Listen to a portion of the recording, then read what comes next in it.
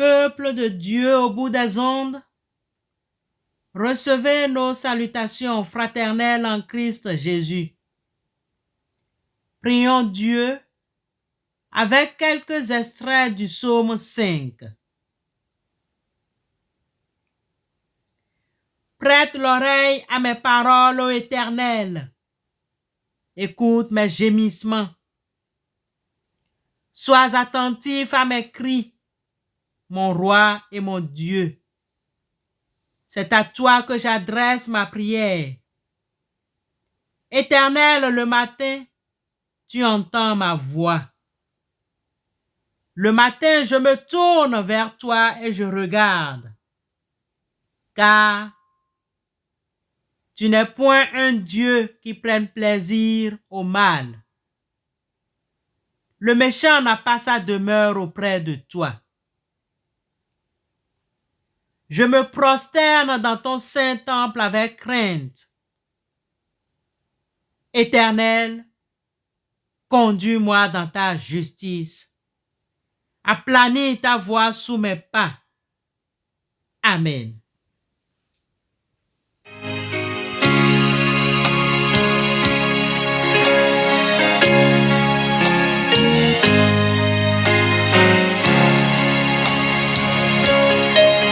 Je ne crains rien, car Jésus m'aime.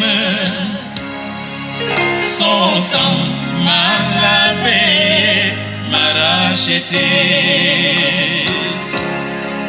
Je veux sentir sa paix dans mon cœur. Il me donnera le vrai bonheur. Et je me repose en son amour. Il vit en moi jour après jour.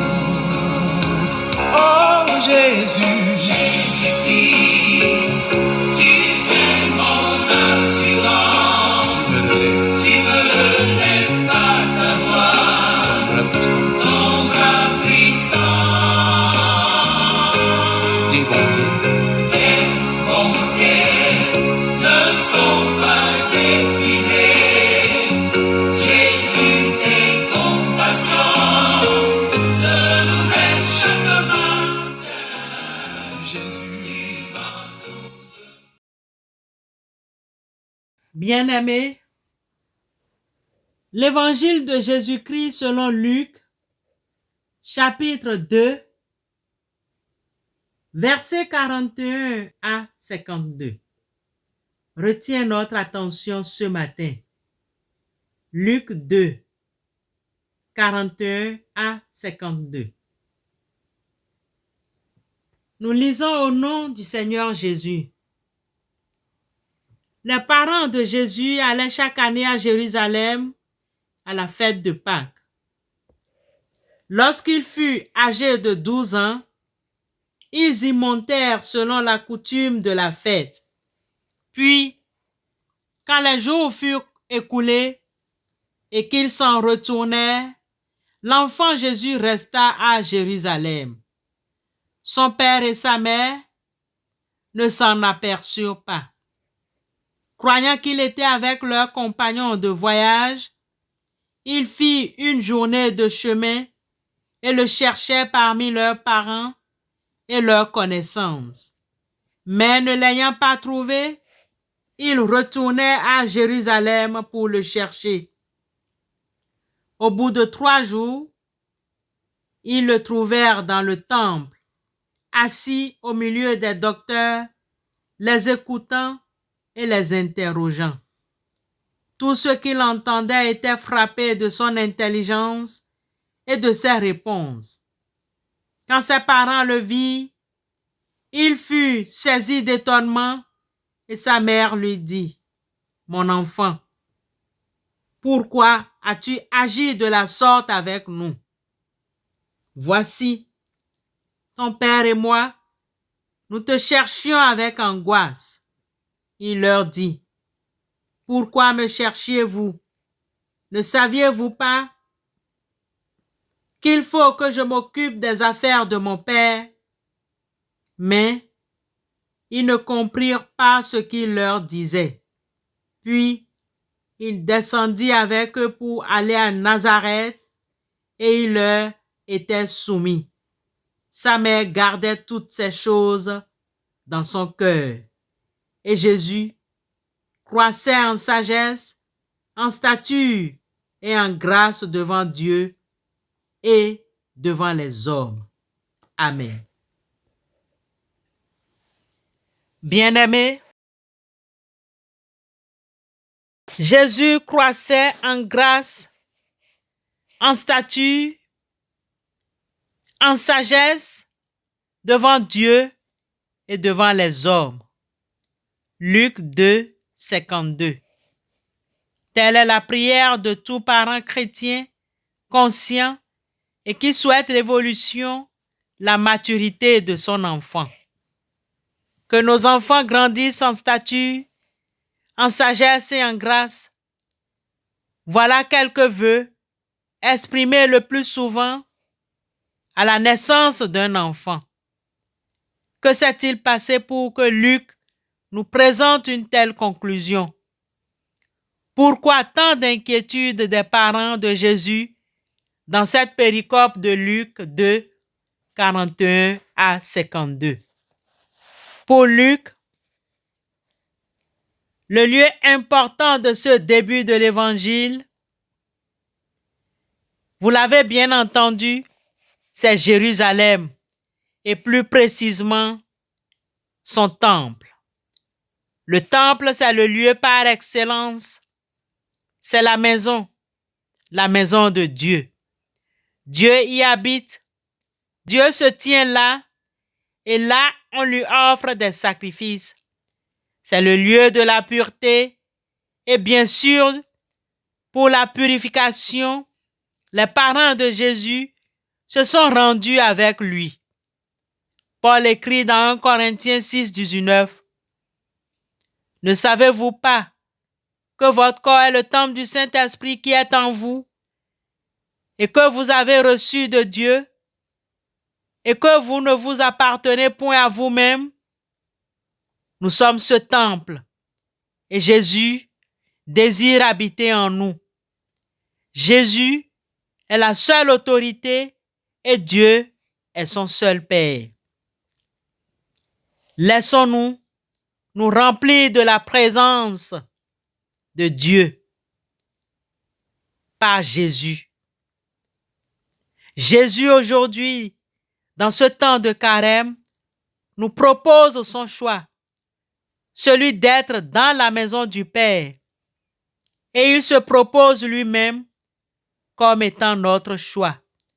Lui qui est la maison où nous pouvons rencontrer le Père et vivre de sa grâce aujourd'hui et chaque jour jusqu'à l'éternité. Ce temple de Dieu, ce temple du Saint-Esprit a besoin de l'écoute de la parole de Dieu. Poser des questions comme Jésus le faisait, se nourrir du corps du Christ, tenter de rencontrer d'autres chrétiens pour ensuite grandir en sagesse et en grâce. Ce temple a besoin d'une croissance spirituelle et matérielle. Ce temple a besoin de la rencontre de Dieu. Ce temple a besoin de s'accrocher aux affaires de Dieu. Ne saviez-vous pas qu'il faut que je m'occupe des affaires de mon Père, nous dit Jean dans l'Évangile selon Luc chapitre 2, verset 49b. Amen.